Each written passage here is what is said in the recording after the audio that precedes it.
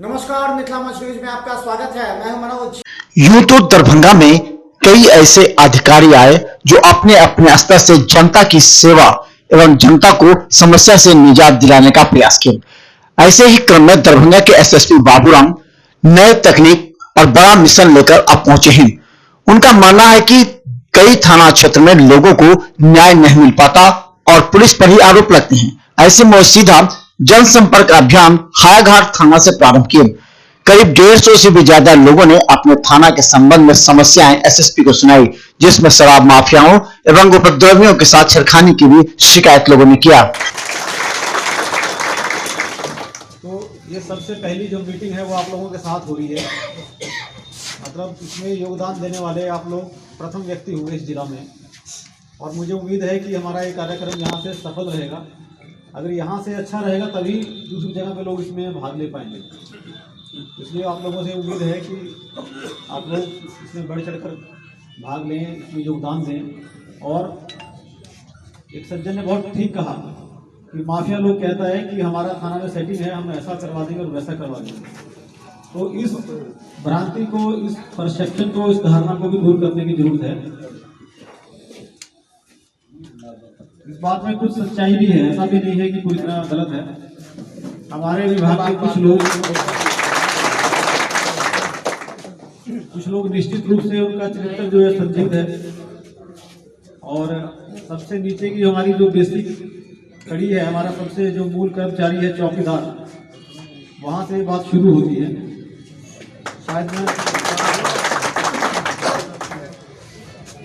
आज ये निर्देश देना भूल गया था, हालांकि मैं सोच रहा था कि सारे चौकीदार आज यहाँ मौजूद रहते हैं। सब चौकीदार हैं जी, तो उन चौकीदारों को भी यहाँ खड़ा करा दीजिए। उन सब चौकीदार से हम लोग रिपोर्ट लेते हैं एक एक करके। पुलिस की जो छवि बनती है अच्छी या बुरी, उसमें सबसे ज़्यादा जो भूमिका है वो सबसे नीचे कर्मचारी की है, और वो हमारे चौकीदार हैं। उसके बाद हमारे सिपाही हैं, एएसआई हैं, सब इंस्पेक्टर हैं।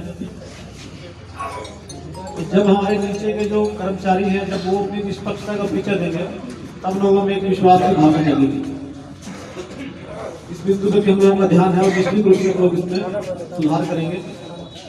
ऐसा कोई भी हमारा कर्मचारी या अधिकारी जो ऐसे लोगों के साथ उसकी कोई भी साठगांठ पाई जाएगी, तो निश्चित रूप से इसकी सजा बर्खास्तगी से कम नहीं होगी।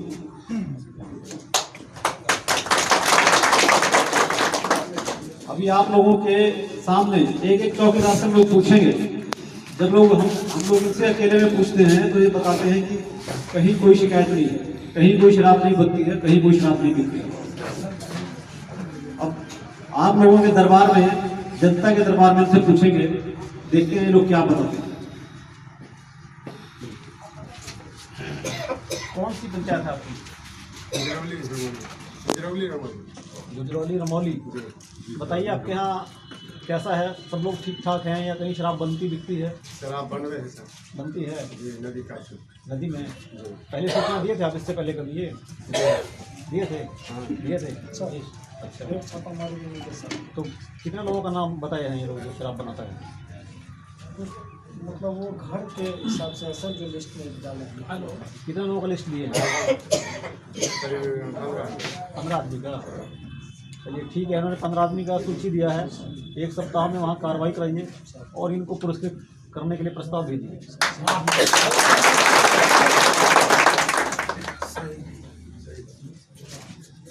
बताइए क्या नाम है आपका? रामचंद्र का। बताइए कहाँ आपका कौन सा पंचायत? बराम पंचायत। बराम। अच्छा, बताइए आपकी पंचायत का क्या हालत है? सझौती सिंगाही के सामने नदी के उस पार काते काते बन रहा है, वो मिर्जापुर में पड़ता है। अच्छा, मगर नदी के लेकर के नहीं जा पाता है। कितना लोग है जो बनाता है? बहुत शाम के टाइम में तो बहुत आ जाता है। आपने दिया सूची? यहाँ हाँ दिया। कितना लोग है? 7-8 आदमी है। मगर इस पार का नहीं है सर, सब मिर्जापुर में पड़ता है। मनोरथा किसी भी पार का हो, बन तो आपकी पंचायत में रहा है ना? वो मिर्जापुर पंचायत में पड़ता है। मिर्जापुर कौन? एपीएम में सर, नदी के उस पार है। बराम के सटले एपीएम थाना में बनाता है उसके क्षेत्र में। अब कुछ जगह ही ग्राम पंचायत के भी जमीन है, कुछ उसका भी है, मगर नदी है सर। कहाँ से नजदीक, कहाँ से पड़ता है, यहाँ से कि वहाँ से? यही नदी गया है सर। नजदीक कौन थाना से है, यहाँ से कि यहाँ से बहुत घूमना पड़ेगा। नदी एपीएम है घाट इसको नोट करो, चिट्ठी लिखो उसके सारे नाम के साथ, नाम के पूरी डिटेल देगा, पूरी डिटेल के साथ चिट्ठी लिखो कि ये सूचना प्राप्त हुई है, ऐसे ऐसे लोग शराब के काम में लगे हुए हैं, और उसकी कॉपी हम लोग धोती सिंह के सामने नदी के उस पार। ये जो हम लोग बैठक करेंगे उसमें अनिवार्य रूप से सभी जनप्रतिनिधि, मुखिया, सरपंच, वार्ड मेंबर, सभी से सहयोग लिया जाएगा। आने वाला सभी थानों के द्वारा इस कार्यक्रम को किया जाएगा। क्या इसकी कोई तिथि निर्धारित रहेगी या महीने में एक बार की? इसके हम लोगों ने आज पहली बैठक है, सभी थाना के साथ बैठक करके और आम लोगों से राय लेकर इसके आगे की इसकी रूपरेखा हम लोग तय करेंगे कि प्रत्येक थाना महीने में कितनी बैठकें करेगा, एसडीपीओ के स्तर से, एसएसपी के स्तर से कितनी बैठकों में भाग लिया जाएगा। जल्दी इसकी रूपरेखा हम लोग तैयार करेंगे। कैसा आज से तो हम लोगों को ये अपेक्षा है कि वो पुलिस को सूचना दें ऐसे गलत धंधा करने वाले लोगों के बारे में, और ऐसे लोगों के विरुद्ध समाज में एक माहौल बनाया जाए, और पुलिसिया कार्रवाई जारी रहेगी। होली को देखते हुए हम लोग पूरी अपनी योजना बना के रखे हुए हैं, ऐसे लोगों को चिन्हित करके रखा गया है, इनके विरुद्ध ताबड़तोड़ छापामारी की जाएगी, गिरफ्तारी की जाएगी ऐसे लोगों की। सर एक नहीं है, वो अगर कहीं जाएंगे भी तो कैसे जाएंगे, ये उनके साथ एक समस्या है। वो तो थाना पे है ना सर, थाना पे इतना काम रहता है कि गाड़ी। हमारे पंचायत में भी सर वो बनवा दारू वगैरह बिकता है, जिससे कई आदमी का मौत हो गया है, लेकिन थाना से भी उस तरह के हम लोग को मान सम्मान नहीं मिलता है। बिना सूचना के हम आए हैं सर। मैं उप सरपंच हूँ, मेरी सरपंच महिला है, लेकिन कोई कार्यक्रम होता है तो हमको सूचना नहीं मिलता।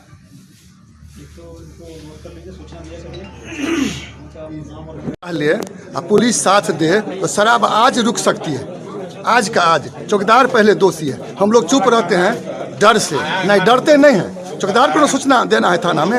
चौकीदार दारू वाला से मेल करके दारू बचवाता है, चौकीदार है, वो सरदार है दारू वाले का, कुछ परसेंटेज लेता है।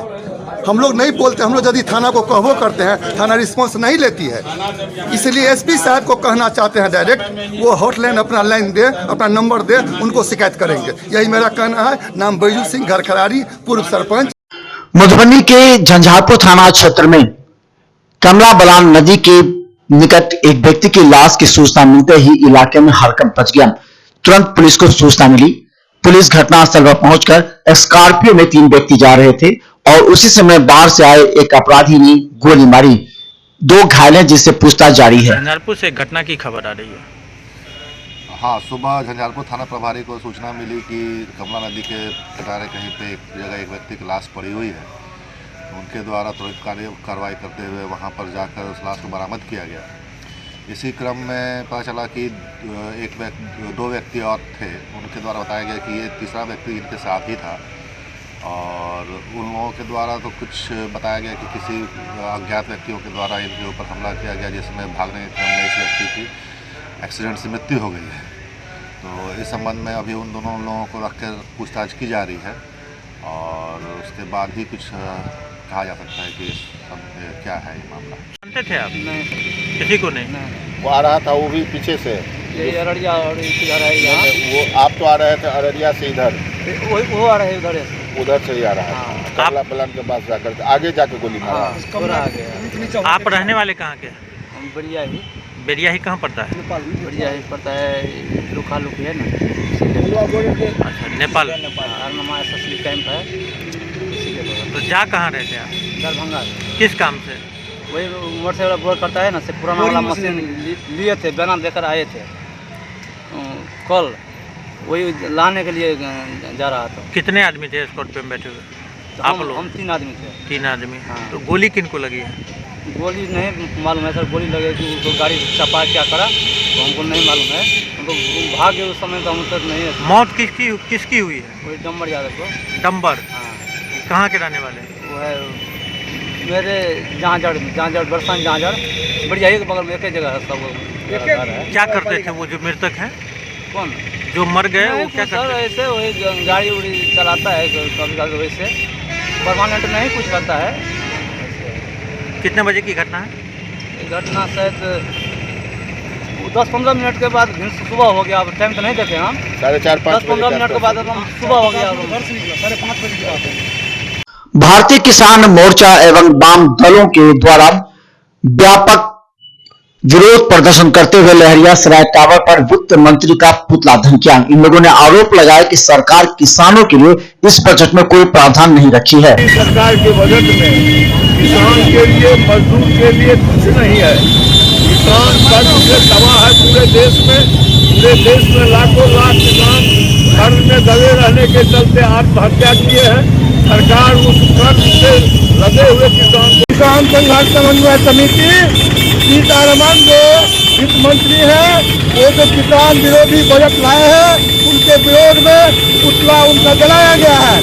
इस बार के बजट में दूध उत्पादन के नाम पर जो प्रावधान था, जो पहले से प्रावधान था, उसमें भी 10,000 करोड़ का कटौती किया गया है। खाद सब्सिडी पर जो बजट में प्रावधान था, उसमें कटौती किया गया है। डीजल सब्सिडी का जो प्रावधान था, उसमें कटौती किया गया है। किसानों के आय दुगुना करने का जो प्रावधान था, उस बजट में कटौती किया गया है। और यह बजट पूरा किसान विरोधी बजट है, कॉर्पोरेट शासित बजट है।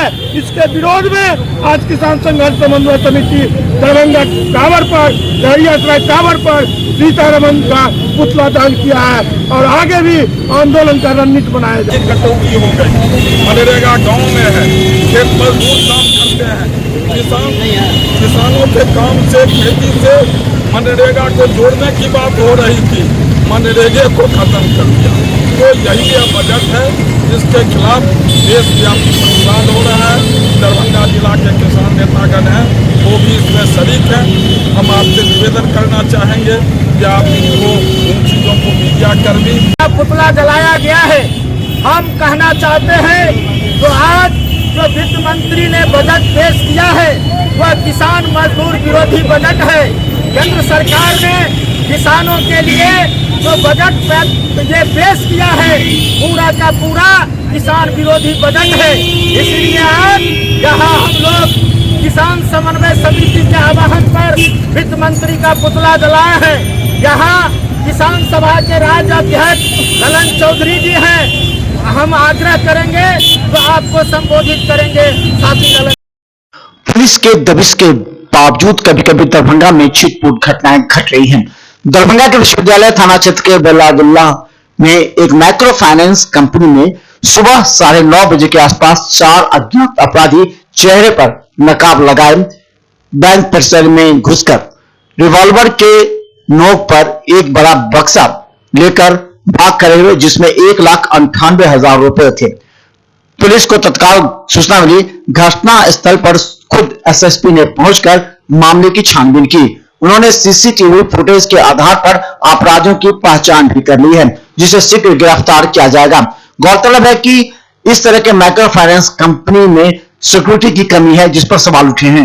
ये यूनिवर्सिटी थाना के अंतर्गत बेलादुल्ला एक जगह है, यहाँ पर एक माइक्रो फाइनेंस कंपनी का ऑफिस है। ये यहाँ बताया जा रहा है कि 9:30 बजे के आसपास 4 अपराधी आए थे 2 मोटरसाइकिल पे, और हथियार के बल पर इनका एक पैसे का बक्सा था, जिसमें बता रहे हैं कि 1,98,000 के लगभग पैसा था। उस बक्सा को छीन के यहाँ से ले गए हैं। सीसीटीवी फुटेज से इन अपराधियों की तस्वीर प्राप्त हो गई है। ये भारत फाइनेंस इंक्लूजन लिमिटेड मेरा बैंक का नाम है।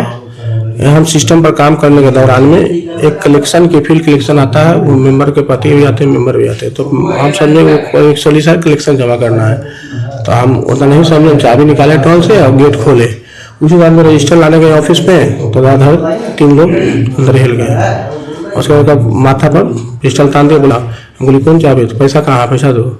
तो उससे बोला कि चाबी मेरे पास नहीं है, तो चाबी साथ लेके चले गया। तो डर से हम चाबी रखे हुए तो दे दिया, गाली यूज करने लगा, माथा पर घूमने हारने लगा। तो उसी के दौरान में दूसरा चाबी बोले मेरे पास नहीं है। तो हम कहीं कि जानो मर्जी कहाँ से देंगे। तो उसके बाद मेरा जेबी में खोजा उजा पूरा, तो पर्स उसमें पैसा था, कुछ पैसा ले लिया, 1100 कुछ रुपया था। और उसके बाद वो चाबी लिया, तो बोला ठीक है सेब उठा लो। तो सेब उठाया, उसी के दौरान में से बाहर किया, हमको लॉक कर दिया अंदर। और उसके बाद इधर क्या किया नहीं किया हमको नहीं पता। सेब क्या हुआ? सेब लेके चला गया। कैसा सेब था? सेब वही 80-90 किलो वजन का होता है, लोहा का। वो करीबन 2-3 आदमी के से नहीं उठेगा। कुल कितना का नुकसान हुआ? वही 1,98,000। मुजफ्फरपुर से दरभंगा आ रहे एक स्कॉर्पियो पर सवार 4 व्यक्तियों में से एक व्यक्ति की दुर्घटना से मौत हो गई। वो दरभंगा डीएमसीएच में एक डॉक्टर था, बाकी की इलाज चल रहा है। मिला था जिसमें एक मेरा भाई भी है और 3 आदमी और एक्स्ट्रा था, जिसमें 2 का डेड बॉडी आई और जो है जो घायल है उसका इलाज। क्या करते थे ये लोग? ये लोग डॉक्टर पेशा से डॉक्टर इलाज के सिलसिले में कहेगा। कितने लोगों की मौत हुई है? 2 आदमी की। डॉक्टर भी है जी, उसमें एक डॉक्टर है, एक ड्राइवर है। और कितने लोग घायल हैं? 3 आदमी। अब जानने से पहले आपको बता दें कि मिथिला न्यूज का हर अपडेट खबर यूट्यूब पर रहता है। हम चाहते हैं कि मिथिलांचल की जनता को हर अपडेट खबर सबसे पहले दिखाई जाए, इसलिए आप हमारे यूट्यूब चैनल को सब्सक्राइब करना ना भूलें। बस यूट्यूब चैनल पर मिथिला न्यूज सर्च करें, सब्सक्राइब करें और बेल आइकन दबाएं ताकि सबसे पहले आप तक हमारी अपडेट खबर पहुंचे। मिथिला न्यूज टीम पूरी तन्मयता के साथ आप तक अपडेट करने का प्रयास करती है, क्योंकि आज के इस समय में अगर खबर के मामले अगर कोई अपडेट नहीं है तो लोग उसे पीछा छोड़ देते हैं। इसलिए आप भी रहे अपडेट सिर्फ मिथिला न्यूज पर, मिथिलांचल का एकमात्र टीवी चैनल जो आपको हमेशा अपडेट रखता है। धन्यवाद।